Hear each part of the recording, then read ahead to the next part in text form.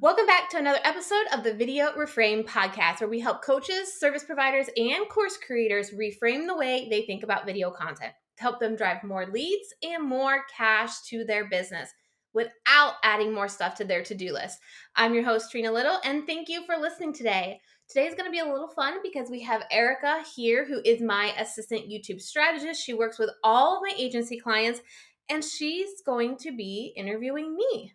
So we're going to dive into this, and Erica's going to get all of the questions maybe you've been wondering answered. Katie Freeling said it best. Video marketing is one of the biggest reasons she's been able to make multiple six figures within her business. That's the power behind video.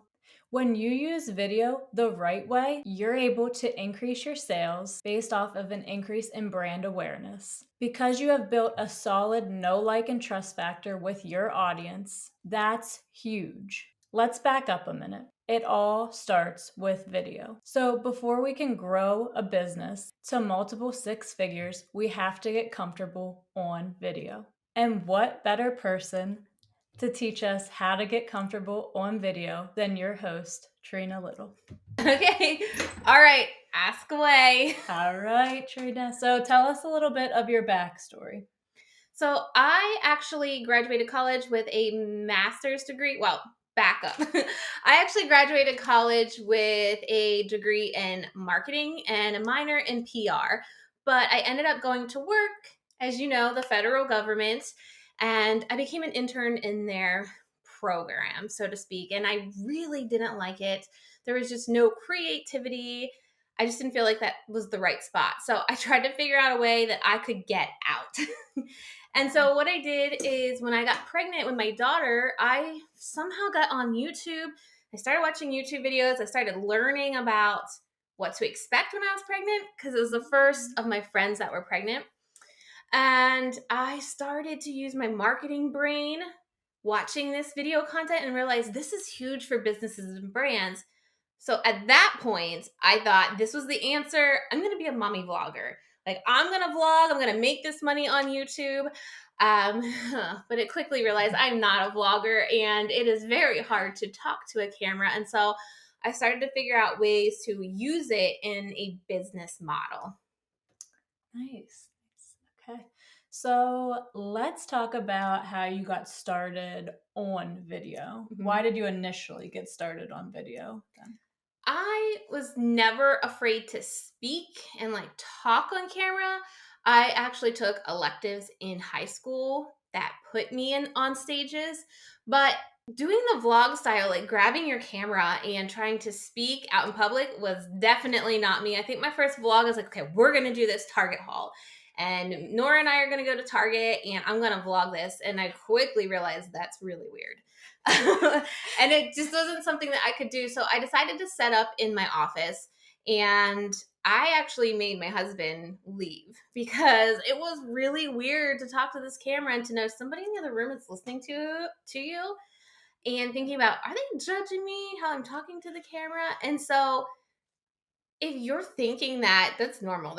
It's taken me obviously a pandemic to now feel comfortable just talking and creating my content with people home, because they haven't left the home in over a year and a half. And so I had to get to that point. Right, that makes sense. So you didn't like going into Target with people watching you then and having all the eyes on you? Even to this day, so that was probably 6 years ago, but even to this day, I've tried to vlog myself at a speaking engagement or even at a conference or a mastermind, and I still can't do it, and I can't remember. So I forget. I went to a mastermind a few weeks ago, and I was like, I'm going to vlog this. It's going to be awesome. And I couldn't even remember to do it because I'm an introvert. And so a lot of people don't realize that I'm an introvert, and it feels really weird. Yeah, it's different. All right, Trina. So over the years, how has video played a key role within your business? So pretty much video has been there since day one, because I realized how powerful video was going to be even back in 2015. And so I started to figure out YouTube. I put videos up, I played around with it, and that alone skyrocketed me in my visibility because I started to get tagged in Facebook groups back in 2015, 2016. Go to Trina. She's the YouTube person. She's the video person because people could remember me because they saw me on video. At the time, I was also doing Snapchat. That was before Instagram stories. So I was on Snapchat in YouTube videos. And so that was really what allowed me to escalate my business a little bit faster. Also, the first course that I created was called Brand Boosting Video to also help people figure out how to use video. And then ultimately led to my very first client who I'm still friends with, I still work with today. And she wanted me to edit her videos and help her get content on YouTube. And so video was really the driving force behind the growth of my business. That's amazing. All right, let's dig in a little bit. So, say there's a business out there. They want to get on video. They want to use video within their business. They see the power behind it. They see you using video and the power it has. What would you tell them if they're just not comfortable putting Yeah. themselves in front of that camera? If you are watching the video version of this on YouTube, this is Erica's first time on video. And so I feel like she's feeling this right now. For sure. So if you all feel that way, Erica's in your spot right now. And I get it. I would get started with Instagram stories, honestly. Okay. First of all, you can put filters on so you can always look better. I've recently been trying to avoid filters because I just feel like filters is creating a negative connotation. And so I've been trying to get better without filters, but you can use filters so you can feel better about yourself. You don't have to worry about putting makeup on. And they expire in 24 hours. And so just playing around there on Instagram stories is kind of your first way to start dipping your toe into videos, I think. Okay. Yeah, I like that. Good way to start. What advice would you give that business owner for who they're targeting on the other side of that screen? Should they be targeting like mass amounts of people or just like targeting one specific person? Yeah, that's a good question. And that's what a lot of people come to me about. They want to get started on YouTube and they want to reach all these people. But the thing is, with business owners, we don't need to be a YouTuber. YouTubers are making money based on AdSense, ads that YouTube is placing on their videos, and that's their livelihood. But us as business owners, if we have client services or we have courses or we have coaching or consulting, you really want to make sure you're creating a small, powerful channel because you're going to make money on the back end and you want to ensure that content is created for that person that you would like to work with. I know we hear all the time, like, who is your dream client or your dream avatar? And that can seem so vague. But if you do really think about who would be the best person that you could get to work with, and then you create content that that person needs online, that's how you're going to attract that people. I mean, I could go into a little more detail about YouTube and how YouTube figures that out. Because if you can get that ideal person to watch your content because you titled it or you thumbnailed it in a way that draws them, YouTube collects data on that viewer. And YouTube's looking at what other kind of content are they watching? What are their viewing habits?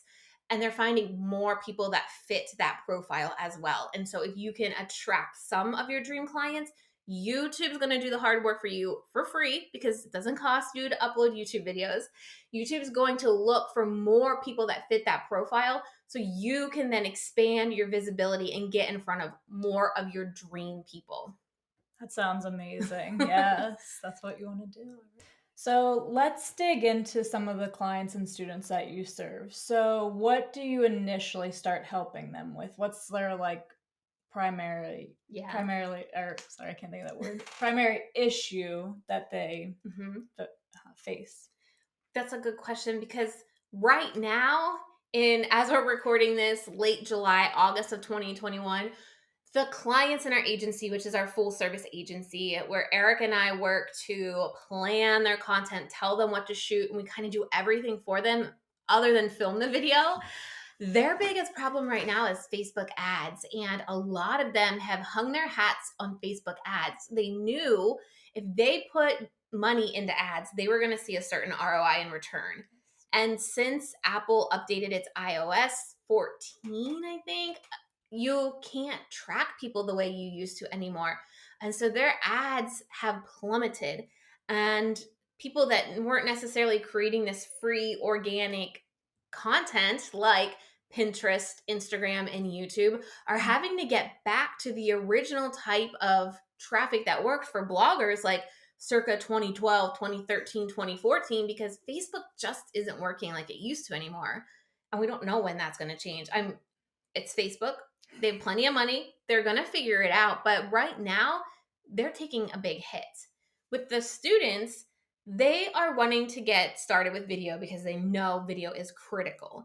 They are not at the point where they can hire a team out like us, and they're trying to learn how they can do it themselves and get to a point that creating these videos drive them more students or drive them more clients, so that then they could hire maybe an assistant to help them do the YouTube workflow, or eventually hire our team. And so what they're really looking for is to get that visibility, because YouTube is so important to remember. It's a search engine and it's owned by Google, and videos on YouTube always show at the top of Google's search results. And so they know that's the quickest way that they can get to the top of search results. So it's more eyeballs on their content right away when that's showing up in search. Yeah, it really grows their visibility quick. It also allows people to get to know them faster. Being on video, we can see your mannerisms, how you speak. And in 2021, businesses need to have a personal brand, especially online businesses. I mean, there are scams out there. There are people that will take your money and waste it. And so if they don't feel like they know you enough to give you their credit card information, it's not going to happen. And so video is just that way to build that relationship and to eventually convert them. What about some of the accomplishments you've seen either your clients or your students making? I know your students are really thriving right now. Can you talk about that a little bit? Yeah, so I would say right now our A plus student, which I'm not sure if we have released the podcast episode yet, with Hope, who is of under the median. And what's so interesting about Hope is her and her husband are using older equipment, and they're actually shooting on square format. So when they go to YouTube, it's not even the normal YouTube video that you would see. And she grew from about 230 subscribers to 20,000 in around 5 months, hit over 1 million views.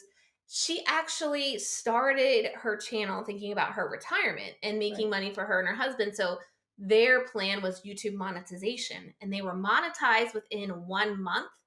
But now, after going through VSA, she's also learning how to sell things.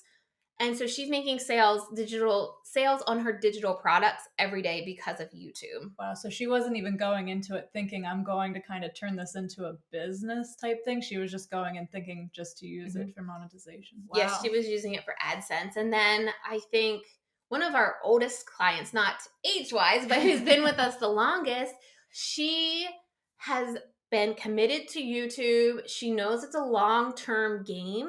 And so we've been working together about 2+ years. Every time she launches her course, which is now, I think, in the $797, $997 price range, she has an intake form for people that come in. And the majority of people are saying they found her from her YouTube videos and they watch her YouTube videos. So she's created this community from YouTube, and she doesn't have a huge channel. It's about 20,000 subscribers, like not anything massive, but it's a tight knit community of subscribers that always waiting for her to open her course and for them to know when they can buy it. Or if they realize she opened the course and they don't have the money yet, they start saving and they're the first one to get in the next time she enrolls. And so that's what YouTube is really doing. It's like this long-term game. With Facebook ads, it was so instant, but it's not working anymore. So we've got to think more long-term here. Are there any clients that you like to talk about, or like who's really amazed you since you're working with all of them? Yeah. So actually, it's one of our newer clients, Christina, the contract shop. It's actually pretty cool. So she came in with a low subscriber count, and I mean, it's still lower, but to see her growth already and to see her popping up for search terms like digital product, digital products online, that type of thing, it's crazy how fast YouTube can work once you are targeting that key audience like you were talking about. Yeah, and what's interesting with her, I've talked to her before, is she says every time she publishes a video on YouTube, she sees traffic to her online shop increase. So, like I said, what we can do is get you traffic on YouTube and send it somewhere. Obviously, you need to make sure your sales copy and your shop is working for you, but we can use YouTube to help you generate traffic to your business. And she sees that every time she publishes a video. Right. And going back to like the lower subscriber count and like the other client who only has like 20K, Mhm. I mean, you don't need that large audience once you do know that ideal client you're targeting. hmm Yeah. It's similar to, it's an article about 1,000 true fans. If you can just build 1,000 true fans, your business can thrive with just 1,000 true fans. And honestly, they're going to self promote for you too because they know you and they know what you have to offer within your business. Absolutely. All right, Trina. So I've seen you take one piece of video content and turn it into numerous pieces of video content. And it really is crazy. But the audience you're reaching with just that one piece of content and that time you've spent with just one piece of content versus trying to create all the content, it saves you so much time in the long run. So talk about a little bit about how you do that. Mhm. Yeah, I mean, this is really how I survived through a pandemic with my kids home, no childcare, literally probably working half the amount of time that I was working. And so, what I do is I focus with YouTube as the primary piece of content because search. Also, YouTube lives the longest. Like Instagram, I think your post can live for about 48 hours, stories, 24 hours, Facebook, 6 hours. And so, on average, a YouTube video can live about 20 days. And that is shortchanging YouTube because we've seen videos for myself and clients live months, years, even. And so that's where I'm going to put all my effort into because I want that to live as long as possible. And so I start with the YouTube video and do all of my researching and planning for YouTube. One of the little secrets that I did start picking up, and something I'm going to be trying more of, I learned from a client, Virginia Kerr, who puts her YouTube videos, we create her content for her repurpose content as well. She's only putting about 2 to 3 minutes of the video on Instagram TV and then getting people over to YouTube. I've put my entire video on Instagram, but I do want to try the way she's talking about because she's amazing over on Instagram. I think since working with us, she's gone from about 20K followers to I think she's approaching 90K. She truly knows Instagram in and out. Yeah, and so I trust her on that. And so those are things I'm going to look at because, again, Instagram isn't my world, YouTube is, and that's where I focus. And then I just try to put it on as many platforms as possible in a way that looks native to that platform. And so Facebook, we create like a square template and just plop the horizontal video on there. Instagram TV, same thing. We've done a vertical template. No, yes, vertical template, and then put the YouTube video in the middle. We've taken clips and put it on Instagram stories. We're going to be trying in the future also taking square clips for the feed on Instagram with captions on it because Instagram is no longer a photo sharing app. And so I need to start getting better videos in the feed as well. We create video pins, we create Pinterest stories. If you're wondering about Pinterest, Vanessa Kynes does all of my Pinterest and tells me how we can incorporate our videos. And so the key in all of that, yes, it takes time. There are things you can do to streamline it, creating templates, creating a process, but always starting with YouTube as the beginning piece of content. Right. And I even heard Virginia talking about how she only shows that minute or 2 minute clip on Instagram. And it's pretty smart because then you're hooking them and then you're taking them over to YouTube to watch the rest because they want to know what else you have to say. Yeah, because I think I just watched this story literally yesterday when we were filming this. And she says, people on Instagram TV aren't used to watching longer videos. Right. And so if you keep it 2 to 3 minutes and they get hooked on it and they want to keep watching it, not only did you feed the Instagram algorithm because they watch the whole thing, Right. then you're sending them over to YouTube and they're going to be more likely to watch a longer video over on YouTube. And one kind of hack about that is when you're shooting your YouTube videos, at the end, after you shot it, film a different ending so that you can edit it in to that first two pieces. And you say something like, I actually go into more detail over on my YouTube channel. Swipe up if you have swipe up, or go to the link in my bio to watch the full video over on my YouTube channel.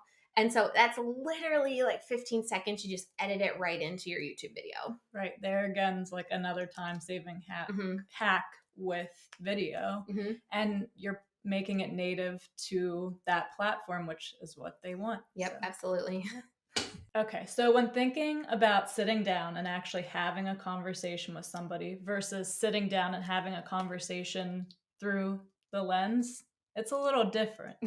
So right now we have our script and we're kind of bouncing back and forth off of that. But when you're in person talking, you're obviously looking at the person, you're making eye contact, facial expressions, connecting with them. How do you do that through the lens? Can you teach us a little bit about that? It's going back to that getting comfortable on camera. This was a hard one for me because I thought I had to be extra to be on video. So if you watch even my very first channel trailer, it's incredibly cringy because I was trying to be extra. I thought that's what I needed to keep people watching me. Then I went the total opposite way and I became like very professional and made sure every single word that I said was right. I redid it a million times to make sure everything that I said was right. And in the past about 2 years, I think I've really found the sweet spot. And there's no like shortcut other than doing it. And if it's easy for you to have somebody and you have somebody near you like Erica is here, and you just have them sit on the other camera that can help you, or you just think, okay, let me get in my mindset, let me make myself think I'm talking to you, and just try to be yourself. Like if you talk with your hands for so long, like I tried not to use my hands. If you're watching the video version of this, I'm like throwing my hands in the air. But I tried not to talk with my hands because I thought I looked crazy. But that is me. Like if you're going to meet me in a coffee shop, you're going to see me talking with my hands like I am right now. And so you just really need to find practice to do it. That's why I think it's great to start with Instagram stories. If you have a script, don't write the script word for word. Just know what you want to talk about. That was another thing that I found out really tightened me up, was trying to read the script word for word. If I have a plan and I know what direction I want to go, then I'm a little more free. But it won't come naturally. It doesn't for anybody. So if you don't feel it's natural, it's not natural for anybody unless like those news broadcasters or those people that are some people that are really good on video, but the majority of us aren't, and it takes practice. So going back to like, you said your first video was like watching it back, it's like a little cringy and like it's going to be your first one. So what would you tell even like business owners that are like, I need to get video out? Would you tell them like, okay, that cringy one, don't post that, or go ahead and post that? Yeah, I go ahead and post it. Like if you look at any business owner that you maybe look up to and you're like, wow, they got it going on, like an Amy Porterfield, or maybe even a Marie Forleo, go to their YouTube channel and look at their oldest videos. They get started somewhere. They're not who they are now. It's taken them a while. And it lets people see your journey. And if you're uncomfortable like a year from now and you want to private it, that's fine. I leave mine all up there so you all can see my journey. Like you can go back to the oldest videos that I have and see this isn't where I started. I wasn't this confident. And I would just say, like, be messy in the beginning because that's when the least amount of people are watching you. And so the more you get started, and if you are messy, it's going to be a while till you start attracting all those people. And so you are getting better as you do it. Yeah, I think that's great advice. All right, Trina. So I look at video and how it has played an essential role in your business. You've made it so that you fully see the impact of video throughout your business. So can you share with your audience listening now, what is the top advice you would give them to try and master video, if that's possible? Yeah. And so I kind of want to preface that with the reason why video has been so big in my business is because I'm not spending a lot of money on ads. I did a talk a few weeks ago. I think I spent a total of maybe around $30,000 on Okay. ads in total last year. And then our business brought in multiple six figures.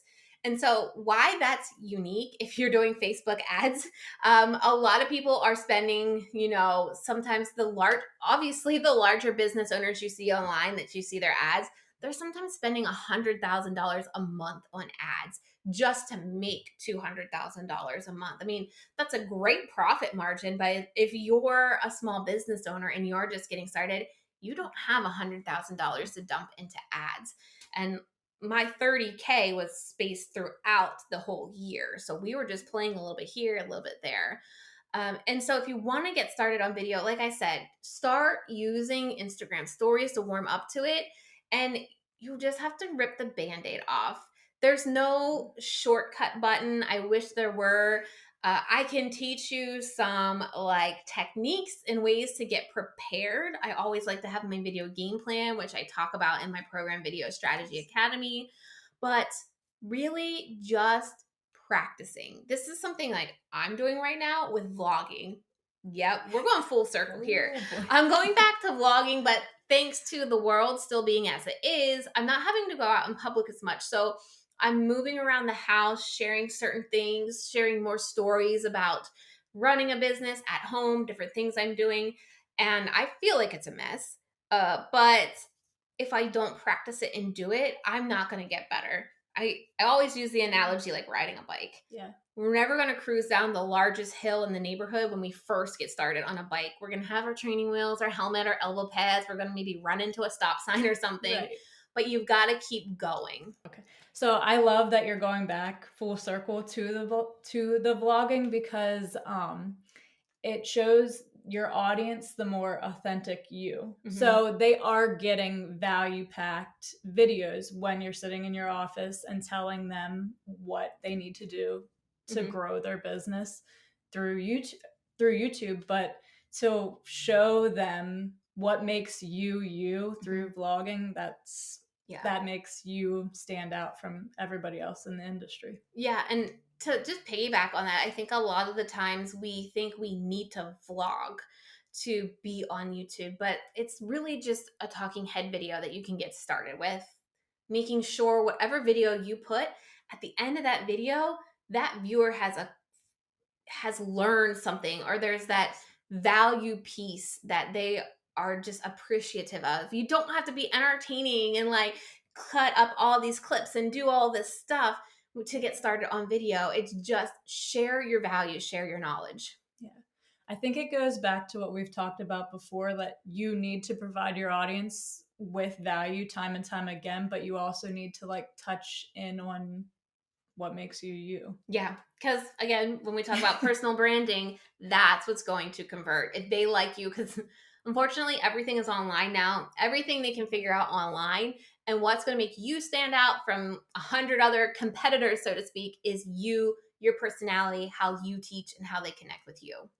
All right, Trina. So thank you so much for sharing all your best tips and tricks when it comes to reframing your thoughts around video with us today. And can we, if you're listening to the podcast, go over and check out on the YouTube channel this video. A round of applause for Erica's first video, first time on video. She's been working with me for 10 months. Yeah. About 10 months. And this is the first time I'm getting her on video. But it's just as a way for you all to get to know her too. She's a big piece in my business. She works with the agency clients. She understands my process. And so we're hoping to have her more on the podcast in interviews like this. Now, we have an ask for you. If you found this episode helpful, I would love for you to subscribe to hear even more tips and strategies to reframe the way you think about video in your business. And if you had a major takeaway or you love something about this podcast today, if you could just tap the 5-star button on iTunes specifically, or Spotify, wherever you listen to your podcast, and leave that takeaway in the comments below, or leave us a review. That really helps us reach more people to help them reframe the way they think about video. Thank you so much for tuning in to another episode of the Video Reframe podcast. If you would like to be surrounded by a community of creative, hard-working women ready to reshape their thinking about video. I would love if you joined us inside our Video Reframed Facebook community. We discuss the podcast further, we give you some behind-the-scenes look, and I'm giving monthly trainings inside there as well. So I can't wait to see you inside.